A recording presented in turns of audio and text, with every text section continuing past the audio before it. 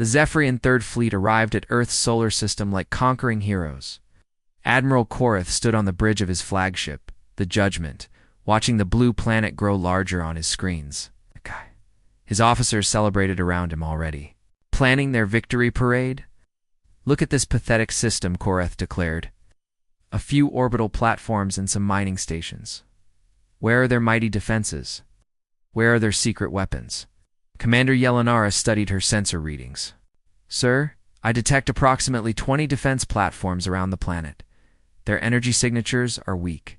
Our shields could absorb their firepower easily. What about their fleet? Besides the diplomatic ships we followed here, only 12 vessels. In the immediate area, to all appear to be cargo haulers and patrol boats. Nothing that could threaten us," Korath laughed. Grand Admiral Vexel was right. These humans are even more pathetic than we thought. Deploy the fleet in attack formation. Target their orbital platforms first, then their ground installations. The Zephyrian ships spread out across the system. 50 vessels total, each one armed with enough firepower to level a city. They moved with the confidence of predators approaching helpless prey. On Mars, hidden sensors tracked every alien movement. The data flowed instantly to Earth's real command center, where Admiral Kate Sullivan watched the trap unfold. "They're positioning exactly where we want them," she told Colonel Danny Parker. "Signal, Captain Taylor. Phase 2 begins now." Near Jupiter, the UES Retribution received the coded transmission. Captain Ben Taylor turned to his crew. "This is it, people. Time to show them what human engineering can really do. Set course." For Earth's maximum speed, the massive destroyer dropped its stealth field and accelerated toward the inner system. Its engines left a brilliant trail of plasma as it raced to join the battle. Back at Earth, Admiral Korath was growing impatient. The Liberty and its escort ships had finally arrived, limping into Earth orbit on damaged engines. Jake Morrison's face appeared on the communication screen, looking defeated and desperate. "Admiral Korath," Jake said, his voice shaking with apparent fear, "please, you've won. Our people are helpless. Don't destroy our homeworld." "Too late for begging, human," Korath replied. "You had your chance to surrender peacefully. Now you will watch as we turn your precious Earth into a smoking ruin." Jake's expression suddenly changed. The fear disappeared, replaced by a cold smile. "Admiral Korath, you followed us exactly where we wanted you. Welcome to our trap," Korath frowned. "What are you talking about? Your fleet is crippled. Your defenses are weak. You have nothing left to fight with, don't we?" Jake asked calmly. At that moment, the UES Retribution decloaked directly behind the Zephyrian formation. The massive ship was twice the size of Korath's flagship and bristled with weapons that the aliens had never seen before. Energy readings spiked across every Zephyrian sensor. "What is that?" Commander Yelanara shouted from her station. "Where did it come from?" Before Korath could answer, more ships appeared throughout the system. The cargo haulers dropped their disguises, revealing heavy weapons and military-grade armor. The mining stations powered up massive cannons that had been hidden inside. Fake industrial equipment. Even the Liberty itself transformed, weapon ports opening along its hull as its true nature was revealed. "Impossible," Korath breathed. "Our intelligence said you had no military fleet." Jake's smile grew wider. "Your intelligence was wrong about many things, Admiral.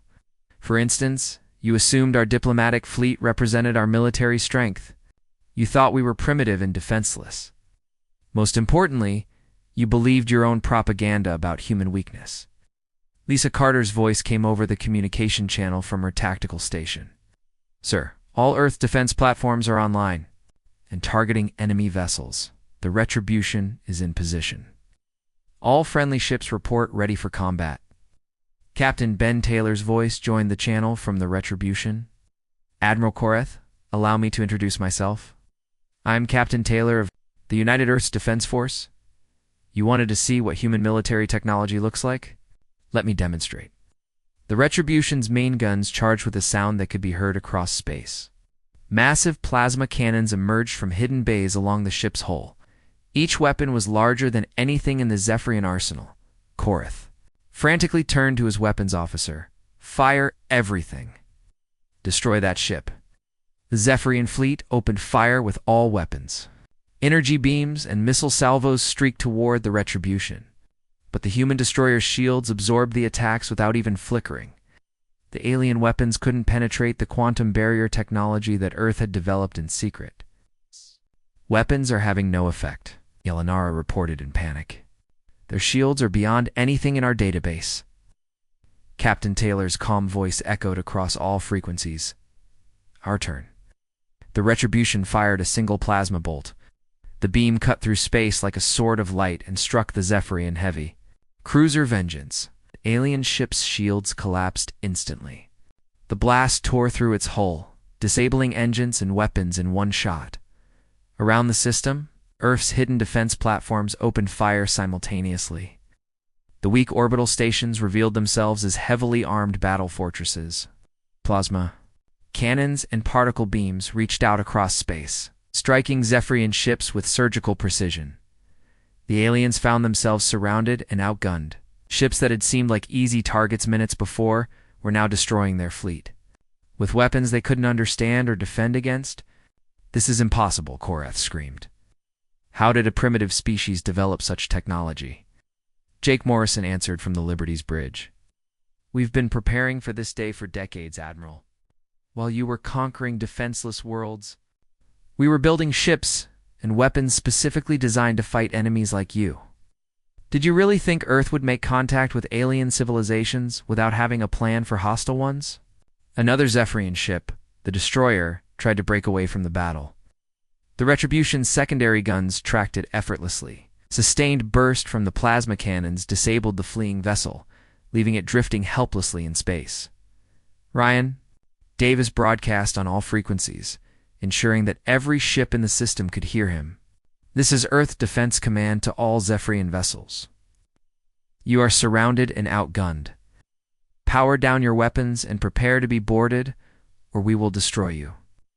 Admiral Korath looked around his bridge at his panicking crew. Half his fleet was already disabled or destroyed.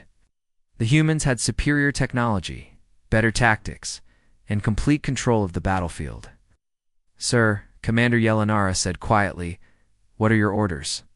Korath stared at the image of Jake Morrison on his screen. The human commander was no longer pretending to be afraid. His eyes held the confidence of someone who had planned this moment perfectly. You played us, Korath said bitterly. This was all a setup from the beginning. Jake nodded. From the moment we entered your space, Admiral, we needed to know your capabilities, your tactics, and your weaknesses. Thank you for providing all of that information. The trap was complete. Earth's secret fleet had revealed itself, and the Zephyrian Empire was about to learn that humanity was far more dangerous than anyone had imagined. The battle lasted only 20 minutes. Captain Ben Taylor had coordinated the attack with surgical precision, targeting engines and weapon systems rather than attempting to destroy every ship. The humans wanted prisoners and intelligence, not just destruction. Admiral Korath's flagship, the Judgment, drifted powerless in space. Its engines were dead, weapons offline, and life support running on emergency power. Around it, the remains of the Third Fleet floated like broken toys. Some ships had been completely destroyed when their crews refused to surrender. Others sat disabled, their crews broadcasting surrender signals on all frequencies. Captain Taylor opened communications with the crippled Zephyrian flagship. Admiral Korath, prepare to be boarded. Resistance will be met with deadly force. On the bridge of the Judgment, Korath stared at his tactical display in disbelief. In less than half an hour, his entire fleet had been neutralized by what he had thought was a primitive species. His officers sat in stunned silence, unable to comprehend their total defeat.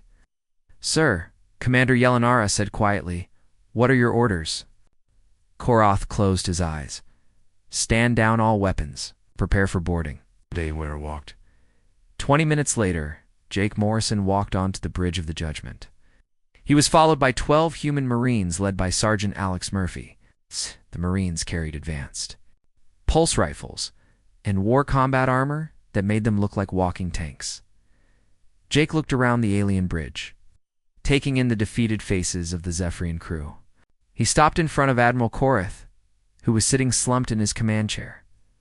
"Admiral Korath," Jake said formally, "you are now a prisoner of the United Earth Defense Force." Korath looked up at the human commander.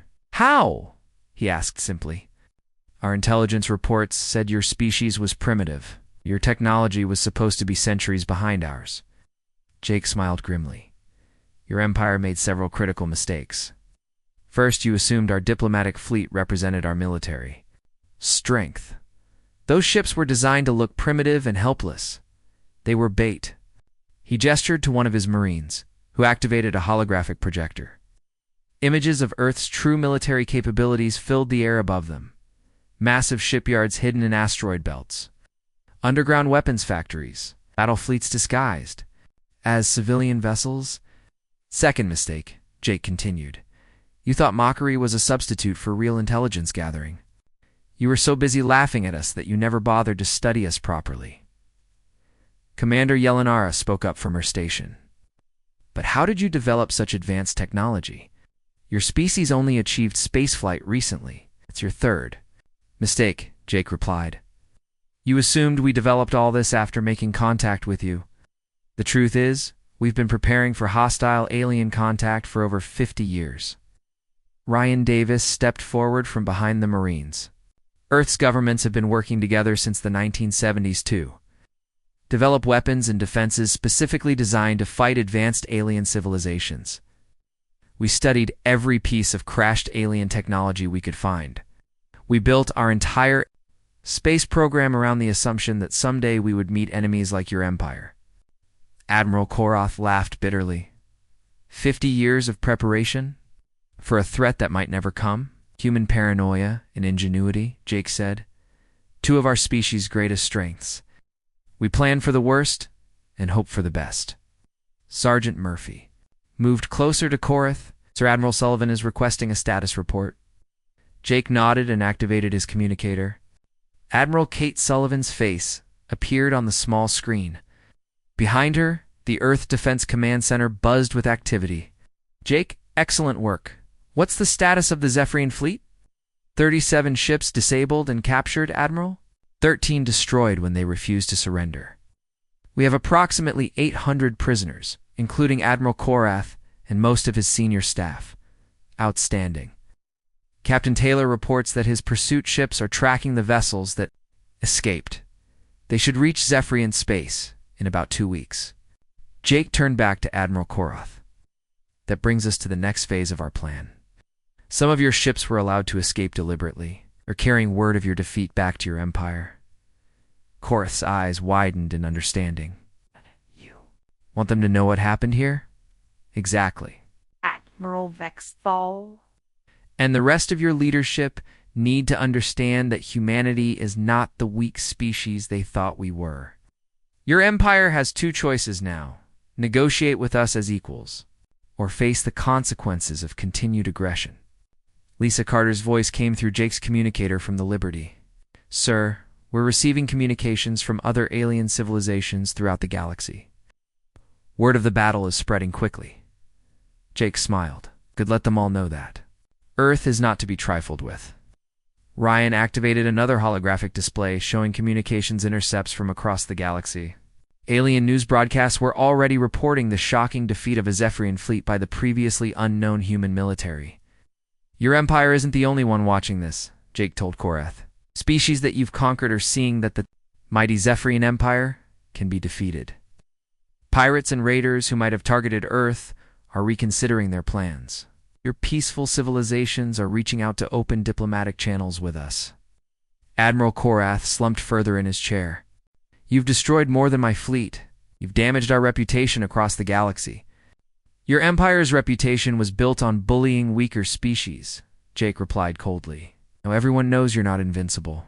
Captain Taylor's voice joined the conversation through the communicator. "Jake, I'm detaching half the fleet to escort our prisoners to the Titan detention facility. The rest will remain on patrol in case the Zephyrians try to send reinforcements." "Understood, Ben. What about repairs to the enemy ships?" "We'll salvage what we can for intelligence purposes. Most of their technology is actually inferior to ours, but there might be some useful information in their databases. Jake turned back. To Admiral Koreth, one final time. Admiral, when your people eventually ransom you back from us, I want you to deliver a message to Grand Admiral Vextel personally. What message? Tell him that humanity remembers every insult, every threat, and every act of aggression. Tell him we're not the primitive species he mocked in his throne room. Most importantly, tell him that the next time Zephyrian ships approach human space, they better come in peace. Sergeant Murphy gestured for the Zephorian prisoners to stand. Time to go, Admiral. Your new accommodations are waiting. As the aliens were led away, Jake looked out through the viewport at Earth hanging in space behind them. The blue planet looked peaceful and beautiful, but now the galaxy knew it was protected by one of the most advanced military forces in known space. Ryan joined him at the viewport. Sir, what happens now? Jake smiled. Now we prepare for whatever comes next. The galaxy is a dangerous place, Ryan, but it just became a lot safer for humanity. Word will spread that Earth's children are not to be underestimated. In the distance, the UES Retribution maintained its patrol. It's ready to defend humanity's homeworld against any threat that might dare to challenge them. The age of human weakness was over. The era of respect had begun. Commander Jake Morrison stood on the bridge of the UES Liberty, watching the massive alien ships fill his view screen. The Zephyrian fleet was enormous. Each of their vessels looked like floating cities made of dark metal and glowing lights. Own ships seemed tiny next to them. Sir, they're requesting we follow them to their capital ship, said Lisa Carter from her position at the tactical station. Her voice was steady, but Jake could see the tension in her shoulders. Acknowledged. Take us in slowly, Jake replied. He turned to his communications officer. Ryan, make sure you're recording everything. Earth Command will want to see all of this. Ryan Davis nodded from his console. Already on it, sir. All sensors are active and transmitting back to Earth. Liberty moved forward with the rest of Earth's small diplomatic fleet. 5 ships in total, all built for exploration and diplomacy, not war. They looked exactly like what they were supposed to be, humanity's first attempt to make contact with an alien empire. The Zephyrian capital ship was called the Dominion. It was 10 times larger than the Liberty. As they approached, Jake could see weapons ports covering its hull-like eyes. The ship could probably destroy his entire fleet without breaking a sweat. Docking bay is opening, Lisa reported. They want all our command staff aboard for the meeting. Jake straightened his uniform. Lisa, Ryan, you're with me. The rest of the crew stays here and keeps the engines warm. The docking bay was huge. The Liberty looked like a toy ship inside it. Alien soldiers lined the walls, were tall, with gray skin and forearms. Each one carried a weapon that hummed with energy. A Zephyrian officer approached them. He spoke. Through a translation device that made his voice sound mechanical, I am Commander Zekdar. You will follow me to meet Grand Admiral Vextel. They walked through corridors that seemed to go on forever. The walls were covered in symbols that hurt to look at. Other aliens stopped to stare at the humans as they passed. Some pointed and made sounds that might have been laughter. The meeting room was enormous. At the center sat a massive chair that looked more like a throne.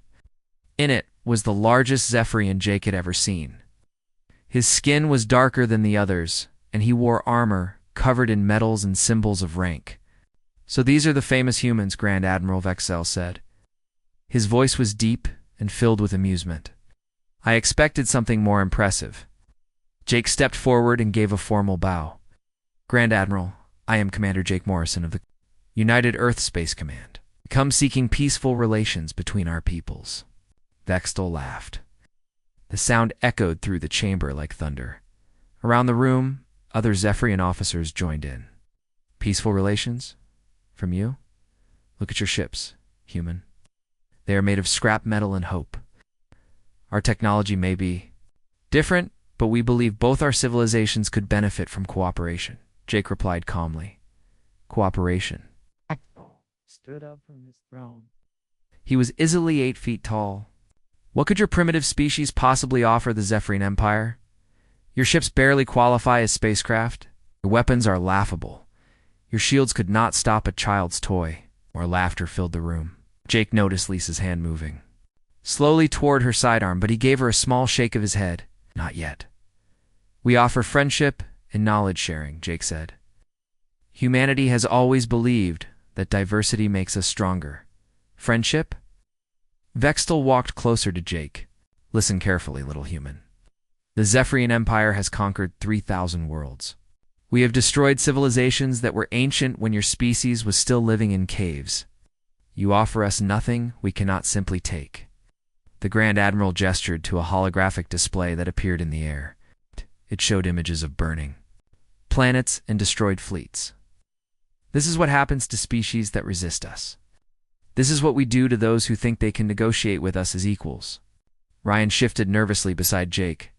The communications officer was young, and this was his first deep space mission. Jake could see sweat on his forehead. However, Vexel continued, I am feeling generous today. Perhaps it is because your species amuses me so much. I will give you a choice that I rarely offer. The room fell silent except for the humming of alien machinery. You may surrender your entire species to the Zephyrian Empire immediately. You will become our servants. But you will live. Your worlds will become our colonies, your people, our workers. It is a better fate than most receive. Jake kept his expression neutral. In the alternative, Vexel smiled, showing teeth like black daggers. We destroy every human ship, every human world, every human life. We turn your Earth into a monument to the price of defying us. Your species becomes nothing but dust floating in space. The alien officers around the room made sounds of approval. One of them, a female with scars across her face, spoke up. Admiral, why waste time with words?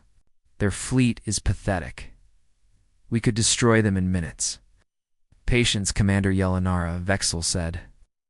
It is entertaining to watch lesser species struggle with impossible choices. Jake looked around the room. Every alien face showed the same expression, cruel amusement. They thought this was funny.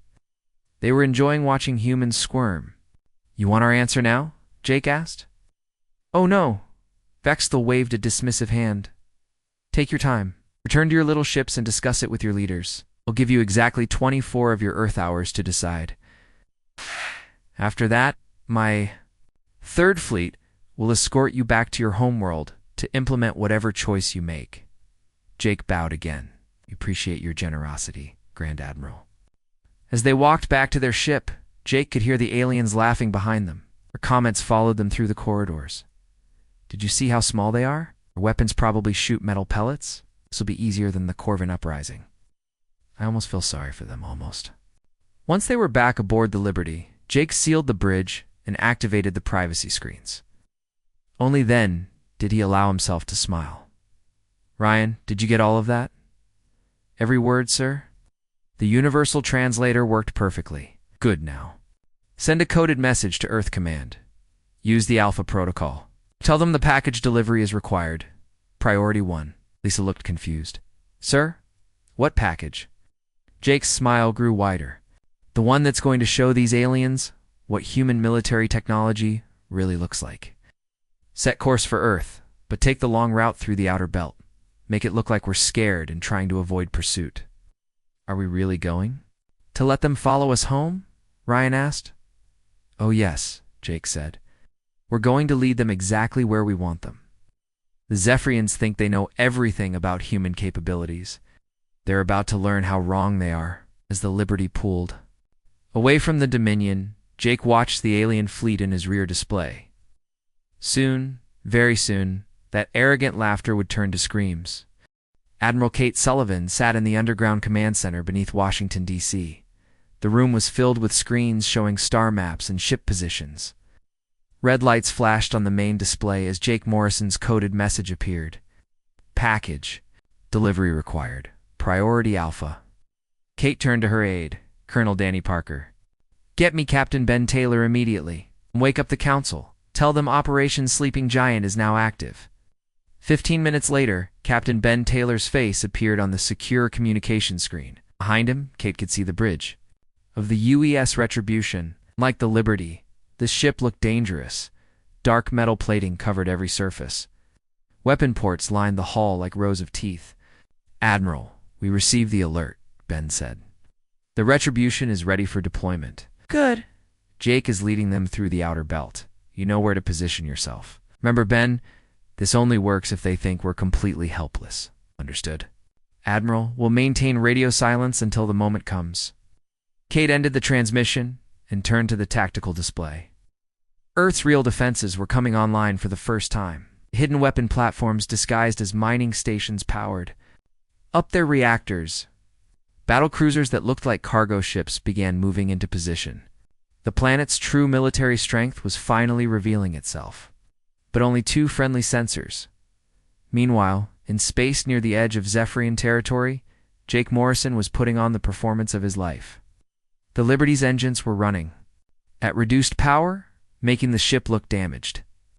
Fake smoke poured from several hull breaches that Ryan Davis had programmed using the ship's emergency systems. "Sir, they're following us, just like you predicted," Lisa Carter reported from her station. "The entire Third Fleet is about 2 hours behind us." Jake nodded.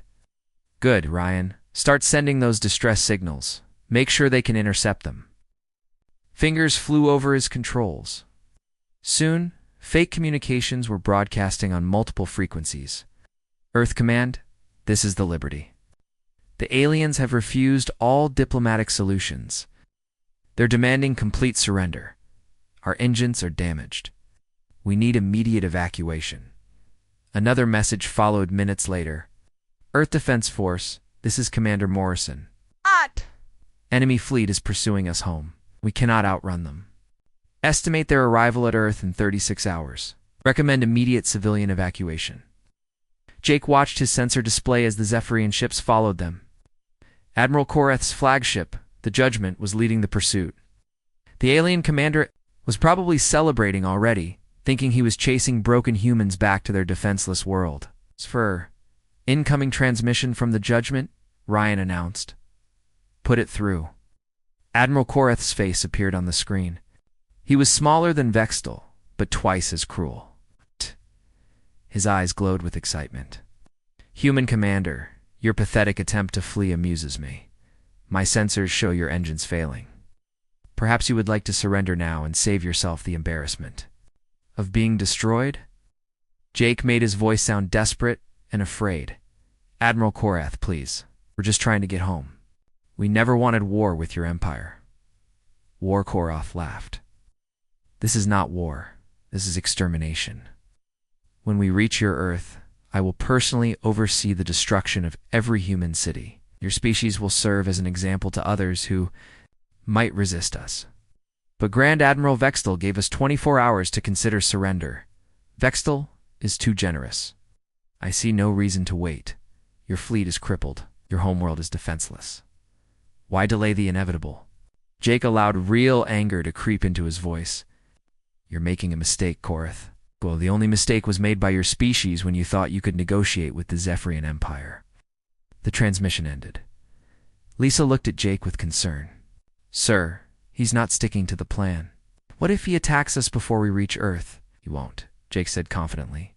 "Koreth wants the glory of conquering our homeworld. He's not going to waste that opportunity by destroying us in empty space." As if to prove Jake's point, the Zephyrian fleet maintained its distance. They were following, not attacking. Koreth wanted to arrive at Earth with prisoners to show off his victory back on Earth. Captain Ben Taylor was moving the Retribution into position. The massive destroyer used its stealth systems to hide behind Jupiter's largest moon. From there, it could reach Earth in less than an hour when the time came. "Lester Admiral Sullivan is requesting a status report," said Lieutenant Amy Rodriguez from the communications station. "Tell her we're in position and ready. All weapon systems are charged and waiting." On the bridge of the Retribution, the crew was tense but eager. They had trained for years for this moment. Earth's secret weapon was finally going to be revealed to the galaxy. Meanwhile, Jake's fleet continued its fake retreat through the asteroid belt. Ryan kept sending increasingly desperate messages back to Earth, Each transmission was designed to make the Zephyrians more confident. Earth Command, our shields are failing. We cannot take much more damage.